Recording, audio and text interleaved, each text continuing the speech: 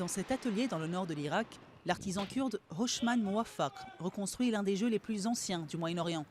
Créé il y a près de 5000 ans dans ce qui est aujourd'hui l'Irak moderne, le jeu royal d'Our est tombé mystérieusement dans l'oubli. Jusqu'à ce que Hoshman lui redonne vie avec son propre plateau de jeu. C'est vraiment sympa de reconstruire et recréer un jeu qui était le nôtre avant et auquel plus personne ne joue, et d'essayer de le montrer aux nouvelles générations. Plus personne ne connaît ce jeu ou sait en quoi il consiste, donc mon but, c'est d'initier le peuple à nouveau à ce jeu. Ce n'est qu'en 1922 qu'un plateau de ce jeu a été découvert pendant des fouilles dans le cimetière royal d'Our.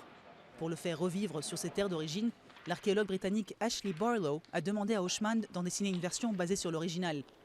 Malgré ses règles simples, c'est avant tout un jeu de compétition. C'est surtout une course pour faire avancer ces 7 pions jusqu'au bout du plateau avant l'adversaire. Selon les archéologues, le jeu allait bien au-delà du divertissement. Certains joueurs pariaient des tournées d'alcool ou même des femmes. Pour d'autres, le jeu était dirigé par les divinités et pouvait avoir un impact sur leur avenir. Barlow et son équipe de bénévoles veulent rappeler aux locaux leur héritage en présentant le plateau dans les parcs. Ici, les joueurs sont plutôt habitués aux parties sans fin de backgammon et autres jeux de dames.